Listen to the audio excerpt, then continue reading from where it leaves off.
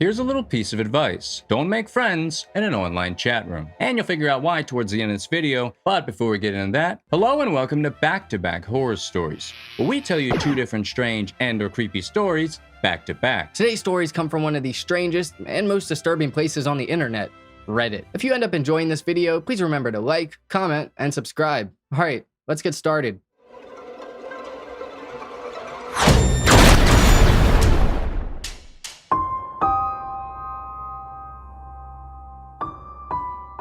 This story is from a now deleted Reddit user, so we're just going to call him Aaron. Well, when Aaron was about 13 to 14, he lived on a farm in North Carolina with his parents and dogs. Not your typical farm that has cows and chickens, but a farm full of pine trees. 550 acres of perfectly lined pine trees, to be exact. They had 0 neighbors, and if anyone was on their property, they intended to be there. But inside the house, there was a large living room and a window that stretched pretty much the entire length of the wall. The house was built on a hill, and so the living room was actually sitting about 5 to 6 feet off of the ground. So when you would look out the window, you would be able to see miles of pine trees just go on forever. In the wintertime, it made it a bit worse because it would snow and the sun would reflect off the ground. One weekend, Aaron had his cousin over, and the two were just being teenagers having fun. They built a giant fortress of couch cushions and blankets in the living room and got ready for bed. All of a sudden, they hear the dogs start barking, but very faintly, as if they were really far away. But the two boys just said, "Hey, it's probably nothing. The dogs are just chasing some animals or something." Aaron noticed his cousin just staring out the window and not saying a word. So Aaron asks him what's going on, and his cousin replies, "Well,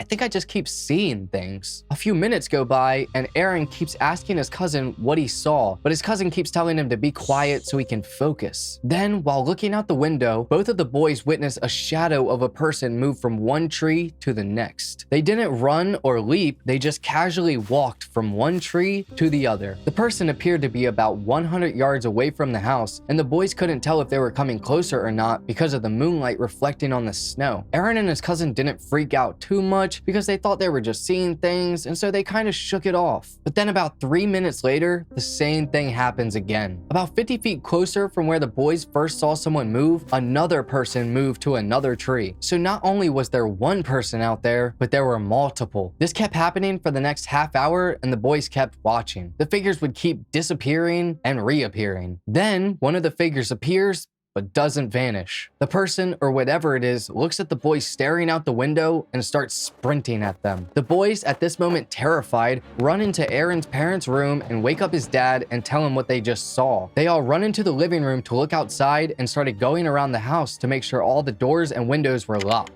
The three then walked all around the house to make sure no one got inside, and when they were positive of that, Aaron made his father fall asleep in the living room with them. His dad never called the police though, and he said this was because we take care of our own and that it simply wasn't an option to call 911. The next day, they went outside to look around, and there were footprints in the snow everywhere. They were between all the trees and in the yard, and worst of all, there were a ton of footprints right out front of the window in the living room, meaning that whoever was outside running around in Aaron's yard was right next to them while they slept.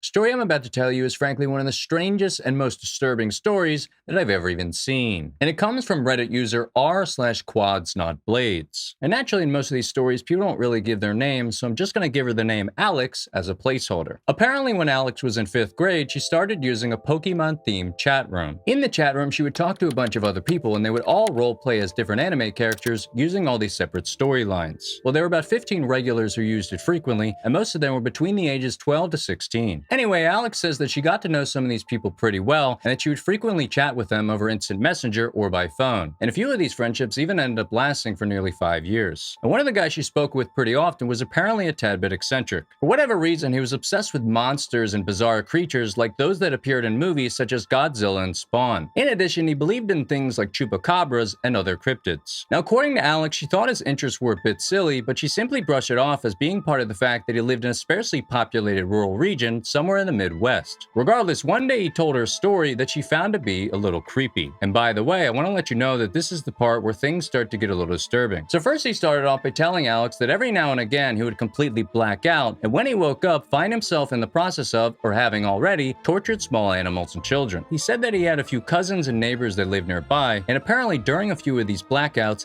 he had even killed some of their animals. He then told Alex that she was among some of the only people that he had ever been able to tell this information to. And despite the fact that as an animal lover, she found it all to be a little sickening, she continued to listen to his story. But as he went along, it just got weirder and weirder. Next, he claimed that one of his family members came to the conclusion that he must have been possessed by a demon, and therefore needed an exorcism. So sometime in the dead of night, his family tied him to a bed, turned up the lights in his room, and lit a bunch of candles. And as he described the next part of his story, Alex says that she could hear his voice quivering as a result of the emotional trauma associated with the experience. She then says he described the exorcism as a pretty creepy process, but the worst part about it was the end. And that's because when they finished, he said his family saw something extremely disturbing. Apparently, at the moment the demon left his body, they heard something hit the floor underneath the bed, and then whatever it was scrabbled across the floor and exited the room into the darkness of the rest of the home, leaving claw marks on the wooden floor. Alex then ends the story by telling us that her friend told her this in sheer and utter conviction. He was 100% serious. Nowadays, however, he's cured of his demons and he no longer harms small animals and children. But this experience obviously left a permanent scar on his psyche. Alright guys, that's gonna do it for us today. If you enjoyed this video and want to see more of our content, our TikTok and our Instagram account is in the bio. Also, if you have any ideas for content you'd like us to make in the future, please let us know in the comments below, and it could end up being in a future video. Thank you for watching.